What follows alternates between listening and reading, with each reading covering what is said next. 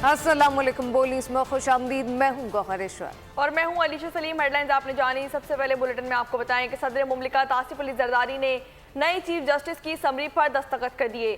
सदर की तौसीक के बाद जस्टिस याया आफरीदी ने नए चीफ जस्टिस ऑफ पाकिस्तान तैनात हो गए। पार्लिमानी कमेटी ने 2/3 अक्सरियत से जस्टिस याया आफरीदी को चीफ जस्टिस नामजद कर दिया।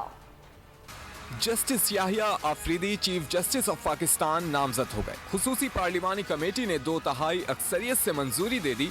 2/3 मेंबरशिप जो रिक्वायरमेंट है आइन की, 2/3 अक्सरियत से जस्टिस याहिया आफरीदी साहब की नॉमिनेशन भेजी है वज़ीर आज़म साहब को। बहुत सदर मुमलिकत आसिफ अली जरदारी ने रात गए नए चीफ जस्टिस की समरी पर दस्तखत कर दिए। सदर की तौसीक के बाद जस्टिस याहिया आफरीदी नए चीफ जस्टिस ऑफ पाकिस्तान तैनात हो गए। 12 रुकनी खुसूसी पार्लिमानी कमेटी का बंद कमरा इजलास पार्लियामेंट हाउस के कमेटी रूम 5 में हुआ। सुन्नी इत्तेहाद काउंसिल के 3 अरकान अली जफर, बैरिस्टर गौहर और हामिद रजा ने इजलास का बायकॉट किया। 9 में से 8 अरकान ने जस्टिस याहिया आफरीदी के नाम पर इत्तेफाक किया। JUI के कामरान मुर्तजा ने मुखालफत की। जस्टिस मंसूर अली शाह की हिमायत की।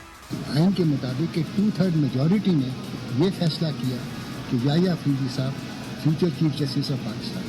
तो PTI को नोटिस इशू हुए थे, उनसे रिक्वेस्ट भी की थी, मगर वो उन्होंने मीटिंग में नहीं। खुसूसी कमेटी इजलास में नून लीग के आजम नजीर तारड़, ख्वाजा आसिफ, एहसन इकबाल, शाइस्ता परवेज मलिक शरीक थी। PP के राजा परवेज अशरफ, फारूक H नाइक, सैयद नवीद कमर और MQM की राना अंसार मौजूद थी।